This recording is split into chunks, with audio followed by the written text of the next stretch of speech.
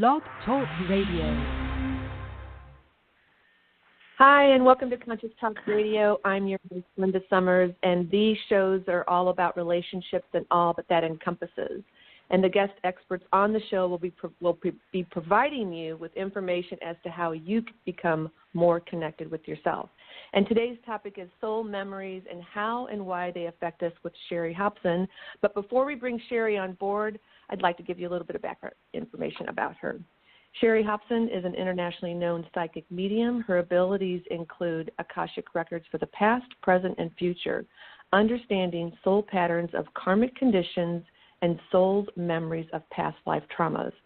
She's a medical intuitive, interpreting the DNA patterns, creating the diseases on the spiritual and physical planes, along with the emotional patterns that have created the disease. Although she does this type of work with clients remotely all over the world, you can see her clearing energy with clients in a video that she has at www.sherryhopson.com/the-clearing-TV-show. But you can also get in contact with Sherry to check out her website at www.sherryhopson.com. And with that, I'd like to welcome Sherry to the show. Hi, Sherry. Hi, good afternoon. Thank you for having me.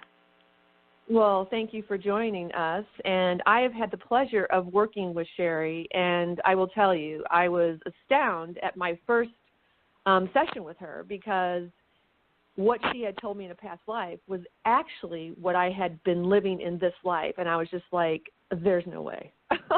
Like I have repeated those patterns. So I'm, I just, and that's when I, told you, Sherry, I was like, I got to have you on the show because I was just like so amazed at, how we do bring in our past lives into this lifetime, and we are really living that until we become aware. And so, I'm really excited to talk about this and how they affect us and all the ways that you talk about that. So thank you really for offering to do this because I know you're really busy with clients and stuff, so I really appreciate that. No, I love being on and being able to lecture and being able to speak about a lot of these aspects of soul memories that a lot of people aren't aware of. So the more we know, the more that we can move forward. Absolutely. Well, I kind of want to begin because people are kind of wondering, I know myself, and when I first got involved in this whole journey and kind of seeing, and talking to different psychic mediums and energy people, it's like, how did you get to this place? Like, how did you arrive here? Did it just, fall into your lap or, through some situation? So I think just kind of listeners might want to know, like, how did you arrive at this place, becoming a psychic medium? Well, it didn't fall in my lap. I didn't want it to fall in my lap. It was something I ran away from for a very, very long time. It's been about, 27 years now. I'm starting to feel a bit older. When I first was introduced to this, it was because I was seeing things. Things were moving in front of me. I was starting to hear spirits on a constant basis. Things were, pulling my hair and moving across my dresser and people talking behind my back that were not there. So it was more of scaring me to death and wanting to run away from it. And I went and saw my first psychic medium because I couldn't get it stopped after months and months. And so she sat me down and said, "You can't run away from this. You need to embrace this." And I go, "No." And I ran for about a good 10 years. I tried to run away from it, but the more I tried to run away from it, the more it became more prevalent, in my life. And so I finally sat down and learned how to meditate and take out some of the negative energy out of it and put it in a good direction to start communicating to help people rather than just running from it. And so I was in a very much of a business aspect. Everyone in my family was very business-oriented. I had a national financial company, that I ran for many years. And when I left that to go into my counseling business, I really struggled with it, and everybody thought I was crazy, to leave national financial business to come into doing my counseling work. But it really has become my passion. And my passion has really become more of what is creating people not to have what they desire to have, what is creating people to suffer when they don't want to suffer.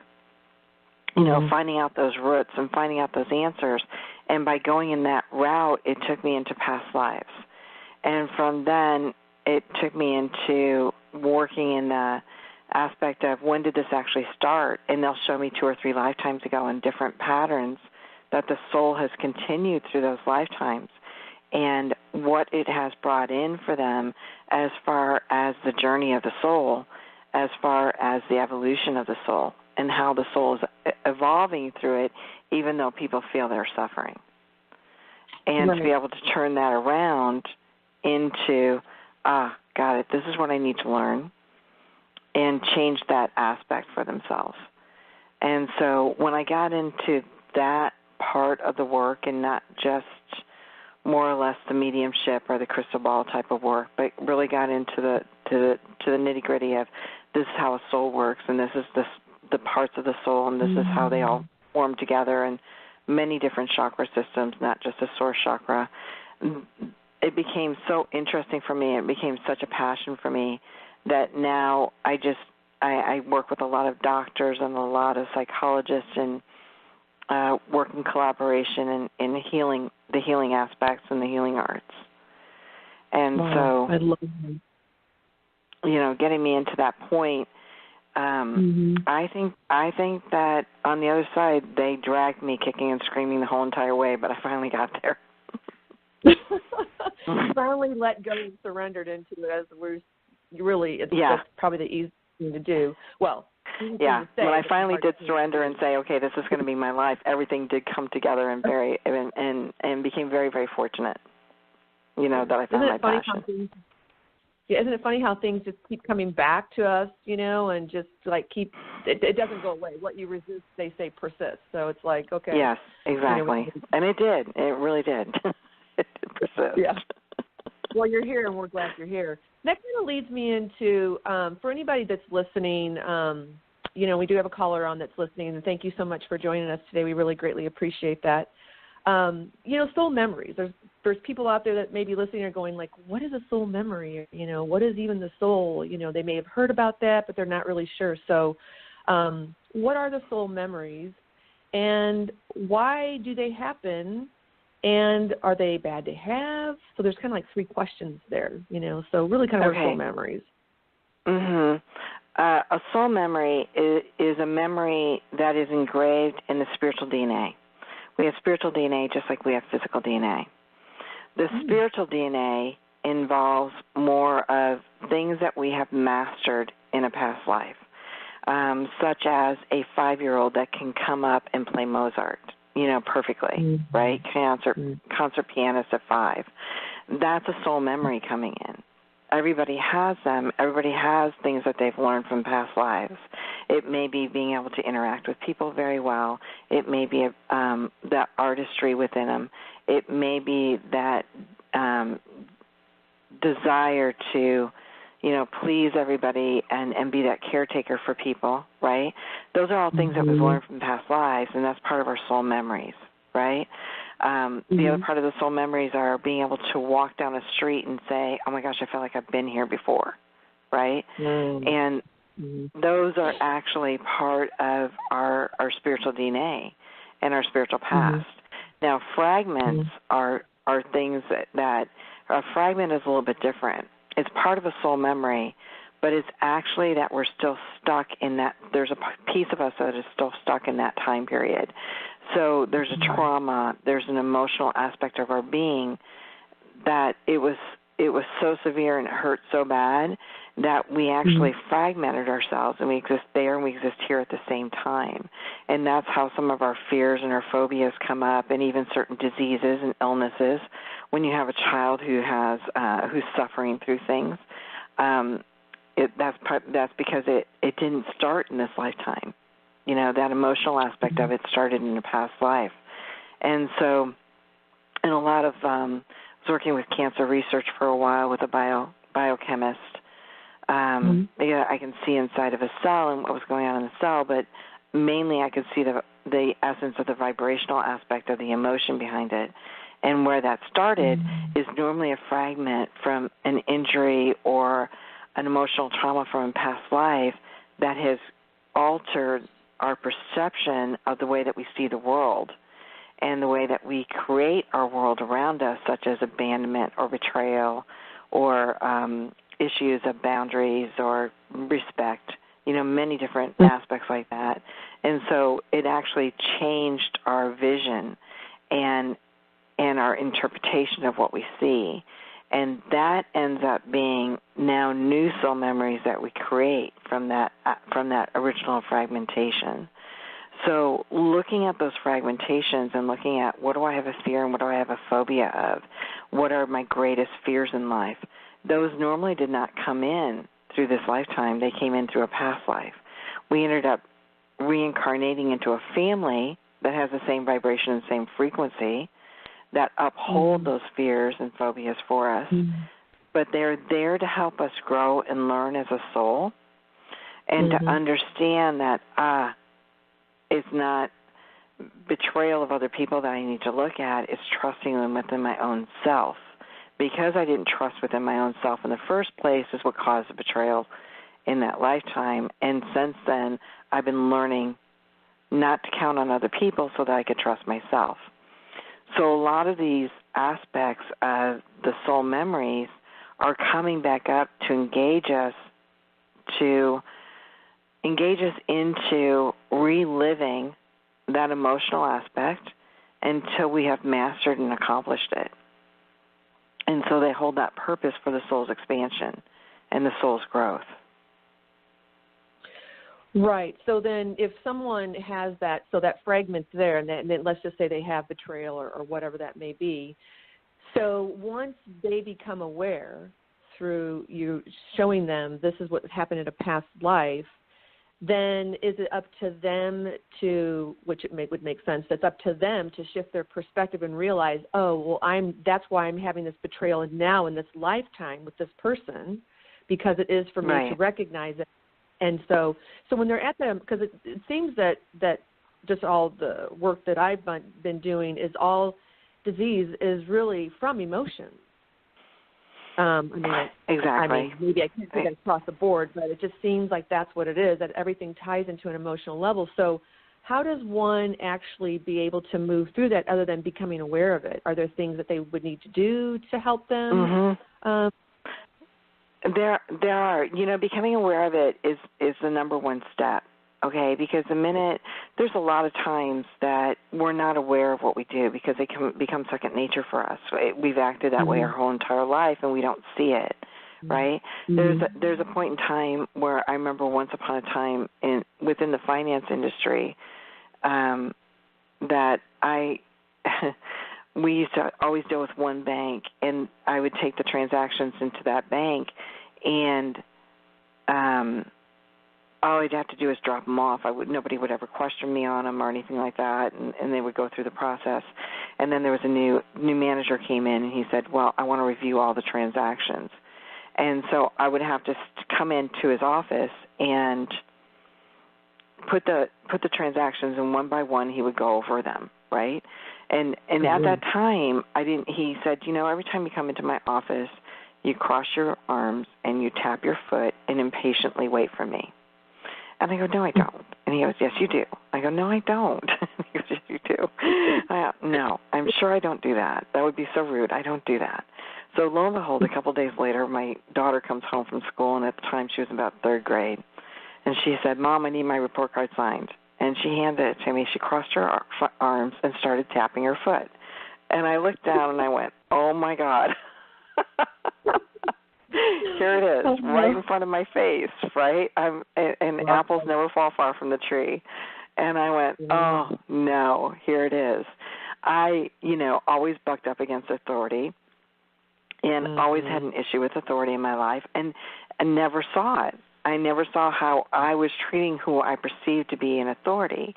So sometimes, catching ourselves in those aspects are very difficult because we don't realize the mirror that we're portraying to the universe because it has become so ingrained as part of our aspect of our being that it just is everyday habit, right? So part of getting over it and part of seeing it is saying, what type of people do I attract around me? right? And that is like energy will always attract like energy. So if I'm attracting dominant people around me, it's because I have the fear of loss of power. And therefore I attract dominant people because then they push me away, right? If you're constantly attracting people to you that are people pleasers, it's because you yourself are a caretaker and you're giving too much, right? Or you're attracting takers. You're giving too much and you're giving for out of pain, not out of pleasure. Because you're giving to make sure that you're accepted or approved of or the position of belonging, right? And so you have to look at what type of people am I attracting to me? What the people that are around me, what are their natural type of personality traits? And when you start to see that and say, why do I need that in my life? What am I gaining from that? What am I trying to medicate from that? Then you'll start to see some of those emotional aspects of the being, and where those original wounds actually started, that you yourself are still trying to learn. And within the chakra system, in the source chakras, we have many different chakras. We have angelic chakras, elemental chakras, karmic chakras. We have many different chakras, but within the source chakras, which is the higher self, the crown, the third eye, the heart chakra. Most people all know about those. There's master soul groups within that. And the reason why we have the master soul groups, which is that, like the communicator, the builder, the teacher, the caregiver, there's 12 master soul groups for each one of the master chakras. And when we're in those soul groups, it's because there's karmic conditions that we're trying to overcome. Because when we become stronger within that aspect of our being, that chakra becomes stronger. When that chakra becomes stronger, we become healthier. And so we are always striving to keep those chakras in balance. So we will always be learning those lessons to make us stronger as a human on the planet. So once they become aware of that, then it's just asking those questions, and is there anything that they can do to move through that? There are things that you can do to move through it. If it's a fragmentation and they have the emotional aspect, and you're looking at, okay, I don't want to attract any more, let's say, takers anymore, right? That's about learning that I don't have to give to be loved. I don't have to give to be approved of, right? Perfect. Or I don't have to give to be valued. I am valued because of what I contribute already without having to overgive, right, and being taken advantage of. So how to get through that and how to work through it is learning that when you go to give, you give for yourself, not for that other person. And you put yourself into the aspect of, I'm giving because it makes me feel good. I'm giving because it gives me purpose. I'm giving within a positive reason rather than a negative of, I want to be loved, I want to be belong, I want this, because you're coming from the lack of in all those aspects. And the energy that's produced from being in the lack of will only create more lack of. But if you're coming in from the aspect of, I'm giving because it makes me feel good as a person. Doing this, volunteering over here makes me feel good. Then it will have a feel-good aspect out of it, and it will break the cycle in which you're putting out to the universe, and what you're giving back is now something totally different, right? A lot of people give, and they don't realize that they're giving from the lack of, and they're actually taking from the universe. They're not giving to the universe because they're coming in from the lack of. So, and a lot of times we end up, even in relationships, I want to have a relationship because I want somebody to need me. Well, then we attract very needy people, and then they end up take, and it's not an equal bound relationship, right? Or I need to be supported, and then they end up never being supported within a relationship because they're coming from the negative aspect, rather than the positive aspect, right? Mm-hmm. So Mm-hmm. a lot of these are past life patterns that people don't understand that they've been doing for 2 or 3 or 4 or 5 lifetimes of the soul, generations of the soul, and that they've been breaking it.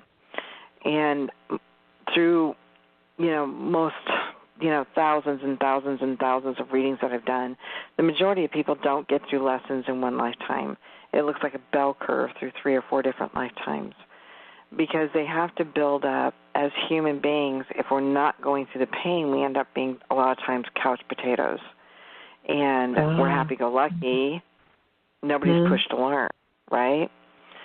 So they end up building enough pain up to create enough pain to change, because then you go, that hurts. I have to seek the change. I have to seek something different because this I can no longer take, right? And it kind of pushes people up against the wall to make that change, because it has put so much pressure on the chakra system, so much pressure away from truth, that has created that either disease or so much trauma that it's creating a person to move in a different direction. And that is the foundation of disease within our lives. When people don't make the move, when they don't learn, then they create the disease aspect of it.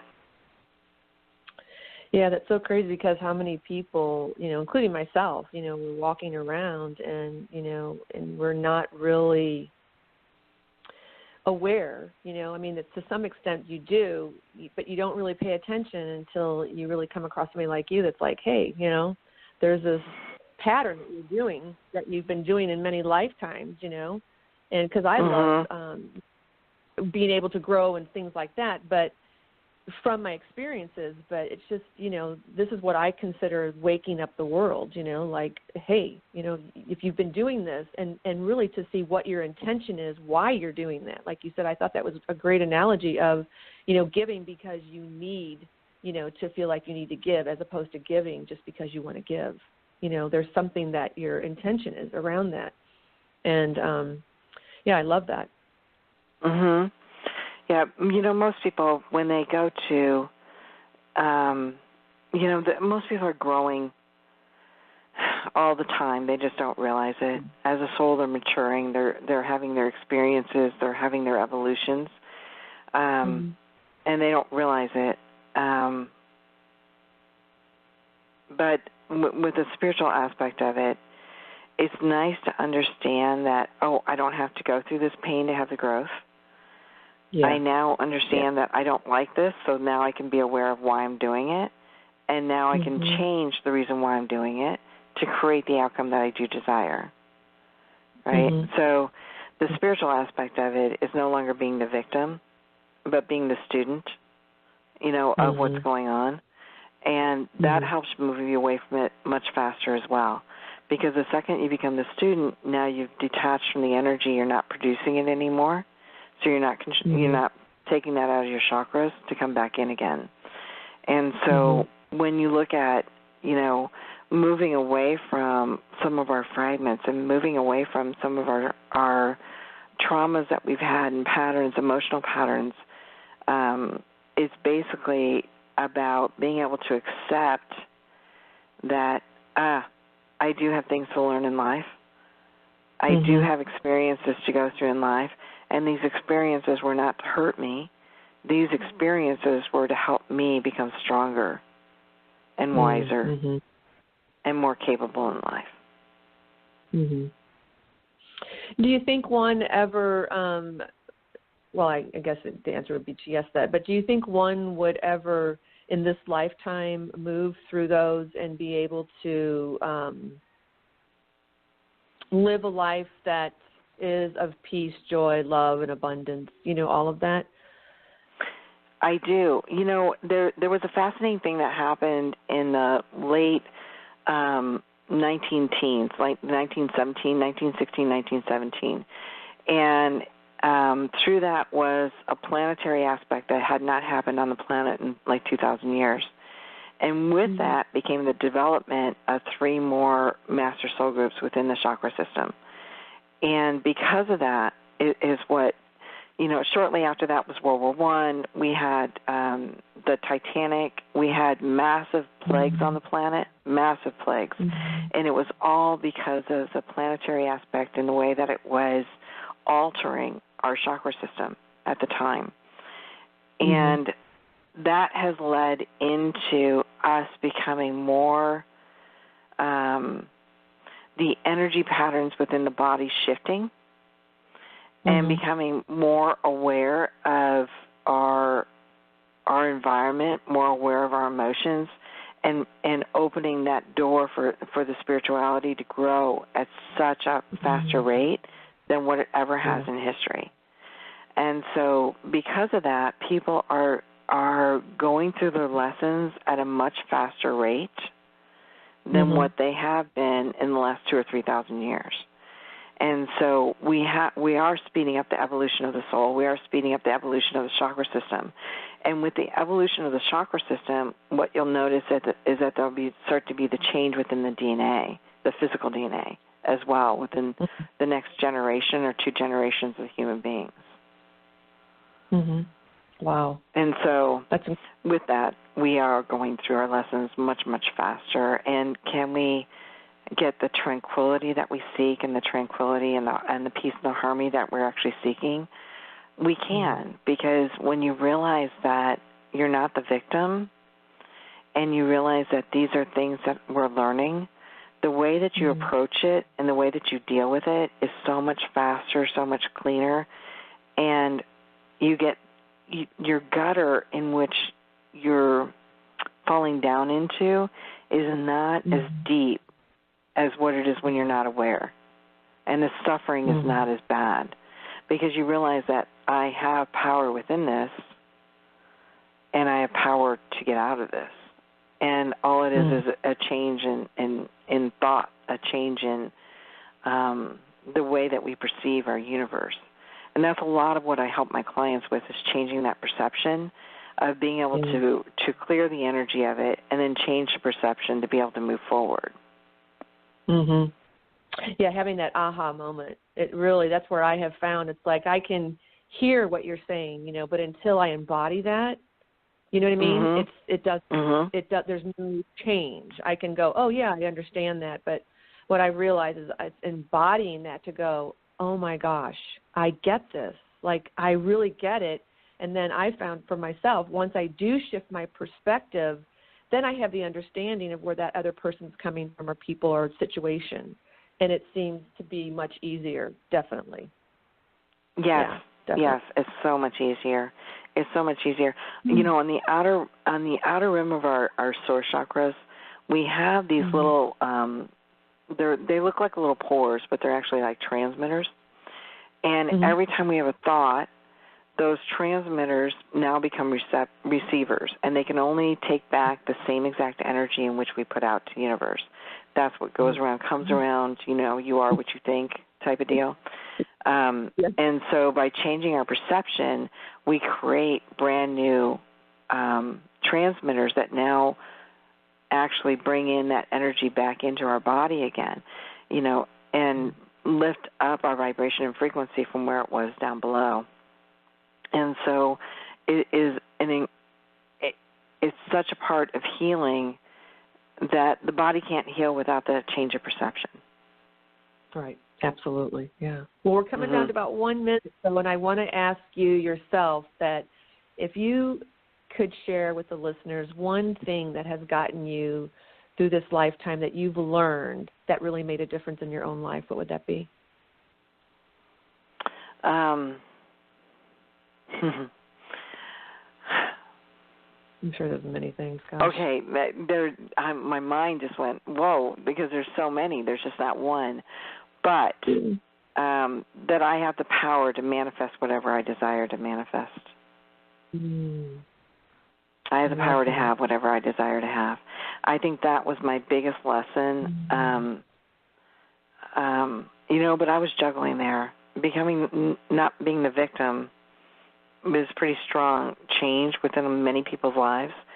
But also learning that I had the power to create what I desire to create is pretty significant. Yeah, and that's based upon what you were just saying about you are your thoughts, whatever you're putting out there. So if you're putting out, whatever that is, the universe is bringing you back. That's how you're saying that you manifest. Love it. That's incredible. Thank you for sharing that. And anybody that wants to get a hold of Sherry, definitely I would suggest, because I've had, I think, 3 sessions, Sherry, with you. 4. I don't know. It's like I'm ready for another one. She's amazing. Just go to www.sherryhopson, H-O-P as in Paul, S-O-N.com. You can also reach her at 760-521-2027. And Sherry, thank you so much for being on the show. I mean, everything that you said today, it just makes so much sense. And I think that once people have the awareness that why we do the things we do in this lifetime, whether it be what we consider good or bad, like you said about the little boy coming in and having, automatically playing the piano and Mozart and, you're thinking, how is this possible? Or other things that we think, gosh, why am I attracting the same relationships over and over again?